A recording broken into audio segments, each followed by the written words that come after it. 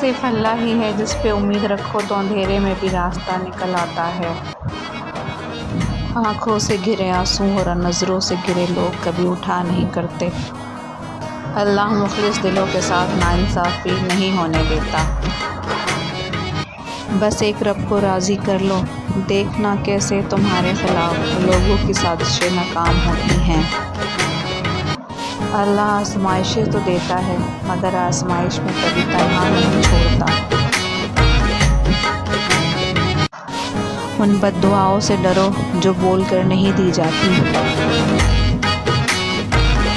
صبر رکھو اور دیکھو تمہارے ساتھ برا کرنے والوں سے اللہ کیسے بدلہ لیتا ہے۔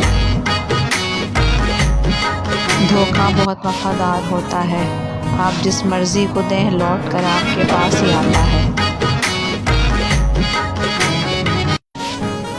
سچ کڑوا ہو سکتا ہے مگر جھوٹ اندر سے توڑ دیتا ہے۔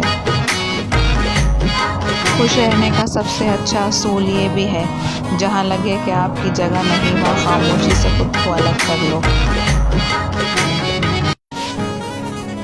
کچھ تعلقات چھینک کی طرح ہوتے ہیں، ختم ہوتے ہی شکر الحمدللہ کہنے کا دل کرتا ہے۔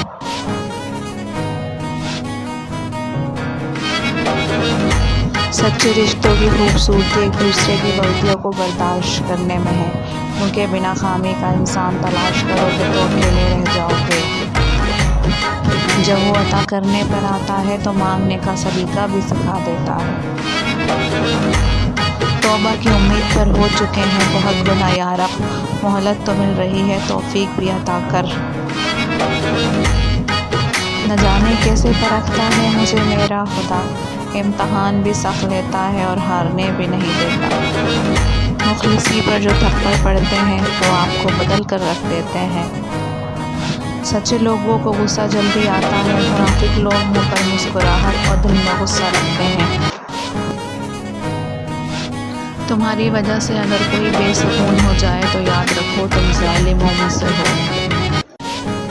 ضروری نہیں کچھ غلط کرنے سے دکھ ملے، حد سے زیادہ اچھے ہونے کی بھی قیمت چکانی پڑتی ہے۔ جب تم کسی انسان کی طبیعت کو پرکھنا چاہو تو اس سے مشورہ لو، یقیناً تم اس سے مشورے سے اس کا انصاف، ظلم، نیکی اور بدی سب جان جاؤ گے۔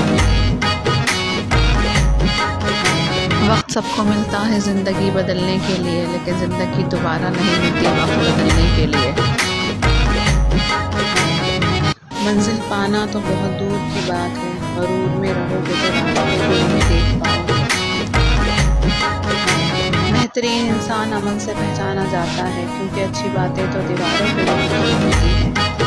دوسروں کے اچھے ہونے کا انتظار مت کرو بلکہ انہیں اچھا بن کر سکھاؤ کہ اچھا انسان کیسا ہوتا ہے۔ کسی کو آنسو دینے سے پہلے یہ سوچ لینا کیا اس کے آنسو تمہیں سکون سے جینے دیں گے یا نہیں۔